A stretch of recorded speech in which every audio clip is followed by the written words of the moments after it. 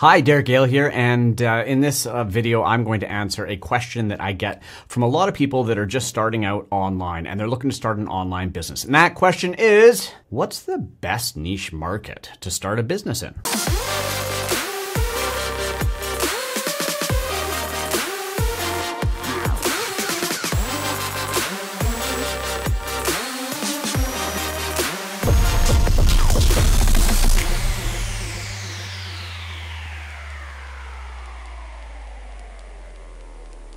Here's the thing. I'm not gonna say to you, hey, you should go out and sell, iPhone cases or glasses. Why? Because the fact is if you ever come across somebody that says to you, hey, you should go sell this product, chances are they've already said that to 100 people, 1,000 people, 10,000 other people, and all those people are out there trying to sell the exact same product. And frankly, that's why I'm not a fan of the entire dropship Amazon business model. Because I believe that if there is a product that is available from a dropshipper, from a manufacturer in China, I take that and put it on Amazon. First of all, there's a good chance that 1,000 other people have done the exact same thing and have that exact product on Amazon, and we're all competing on price and nobody makes any money. And if perchance I'm the first person to get a product onto Amazon or eBay or Lazada or wherever you want to sell it, I'm not going to be the only person for long, because other people are going to see it. They're going to say, oh, look, I can get it from the same dropshipper, and now we're selling the same thing. I'm never going to say, here, go sell this specific product. When I teach people how to start businesses online, I want to impart the skills for you to be able to go out there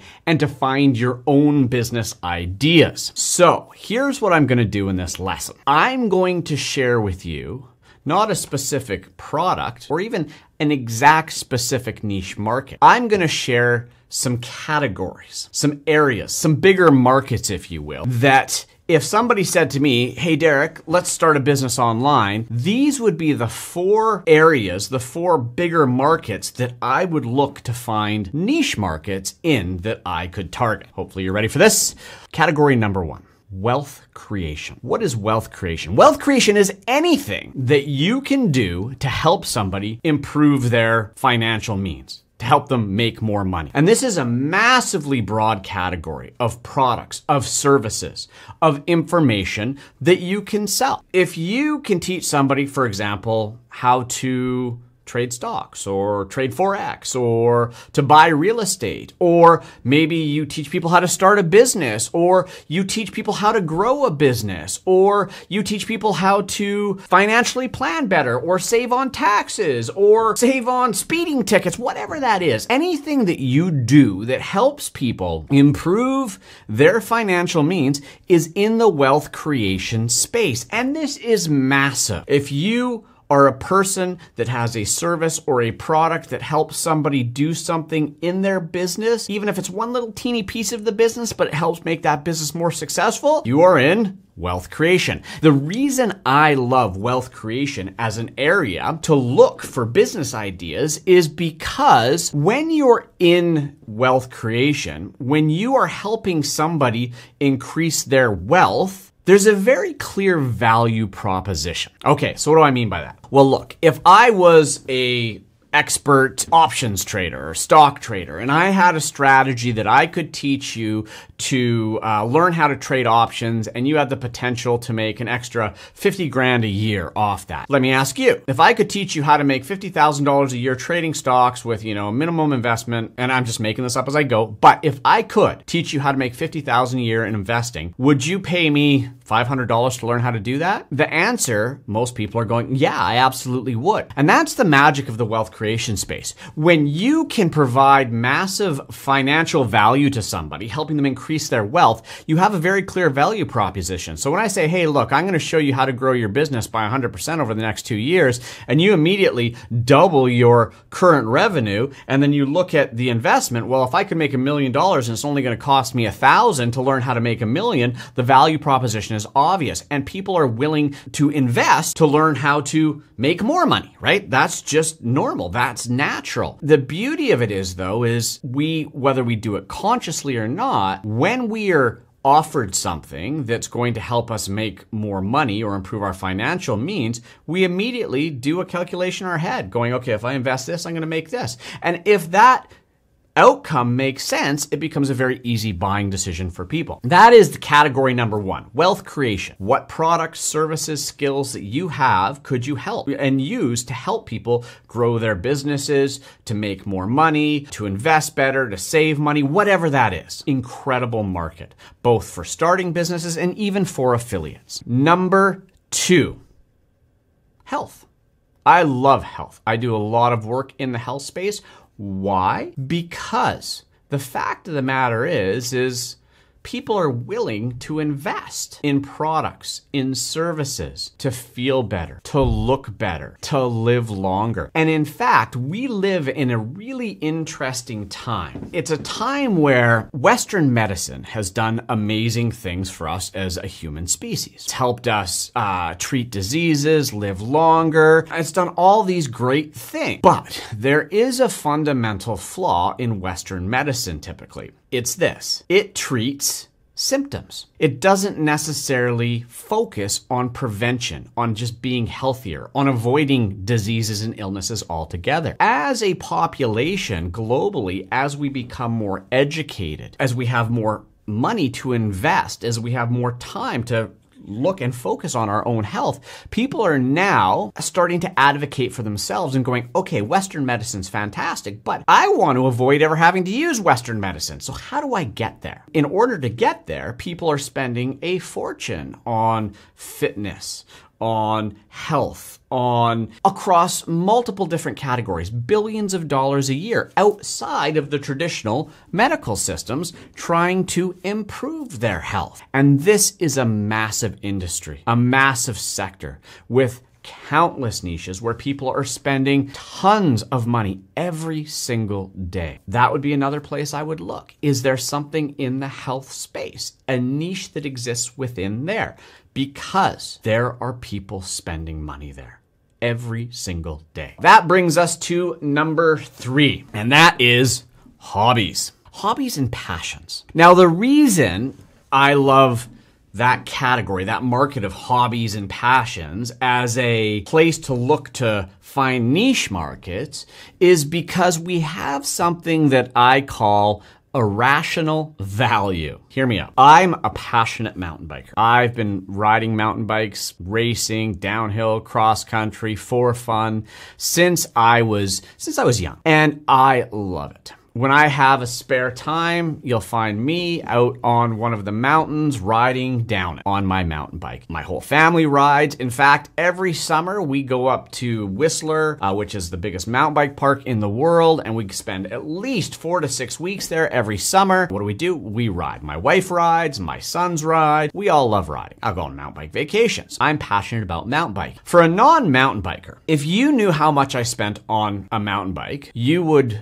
think I'm crazy. My last couple mountain bikes that I purchased were anywhere from, I'll convert this over to US dollars, anywhere from 10 to about 13,000 US dollars. Now you might be thinking, holy crap, that's ridiculous. It's a bicycle. It doesn't even have a motor. You can buy a motorbike cheaper than you can buy a pedal bike. Why would you spend that much money on it? And then you think about how much I spend on gear, on helmets, on gloves, on all these things. It's ludicrous. But here's the thing. When somebody's passionate about something, when somebody has a hobby or an interest, the value proposition goes out the window that we would normally apply when we're, say, at the grocery store and we're shopping for, laundry detergent, and we look at detergent A and detergent B, and we see detergent B is twice the price of detergent A, and we're like, oh, screw that, I'm going with detergent A. We're very price sensitive in these commoditized spaces.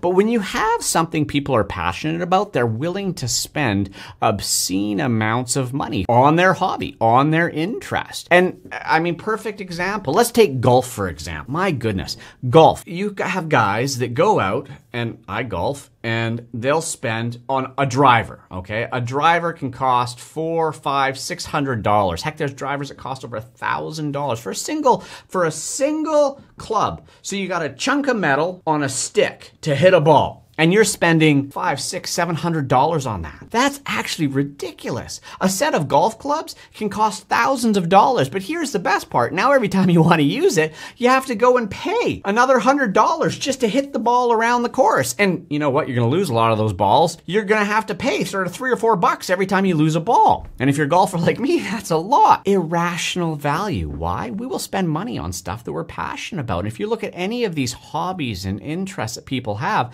they will spend obscene amounts of money. So if I'm looking for a niche market, I want to find a market where there's people that are super passionate and they're willing to spend money in that market. Why? Because that could be a very healthy business. Hobbies, passions, things people are interested in, that's number 3, which now brings us to our last one, the last category, and that is how to.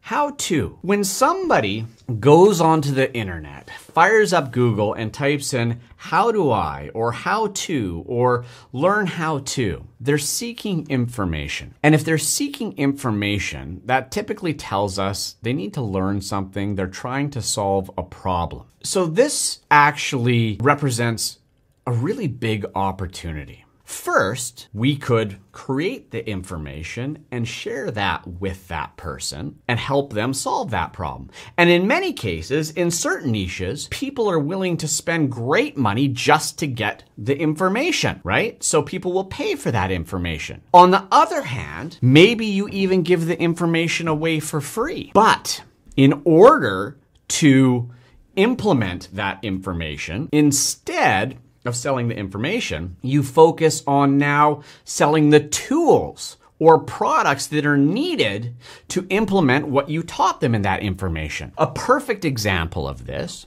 is a business my wife used to have. We've since sold it, but it taught people how to make soap, and that's what it started off as. People who wanted to learn how to make natural soap would come to her website. We didn't give the information away for free, we sold it.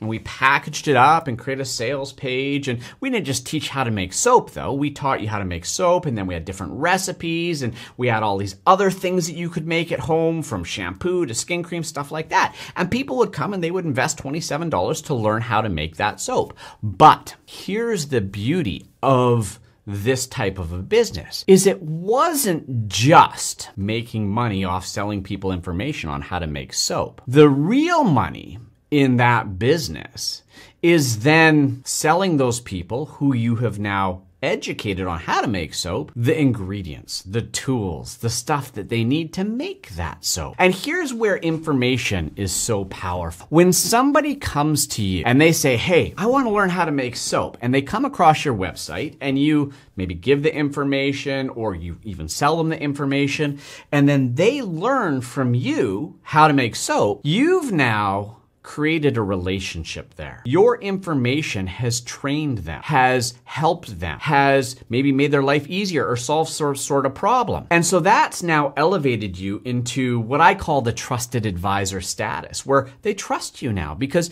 you've given them some information, and it's good information and it works. So now when you make recommendations and say, oh great, you're also going to need this and this and this in order to do what I've taught you in this information, they're going to be open to listening to and taking your recommendations. And that could be to sell your products, or that could be to recommend affiliate product. So how to information is the last category. So there you go. When people ask me, Derek, I want to start a business, I have no idea where to look, I need to come up with ideas, where do I look? Simple. Wealth creation? Why? Clear value proposition. Hobbies? Irrational value. People will spend obscene amounts of money. Health? Why? Because we'll invest to feel better, live longer, take care of ourselves. And how to?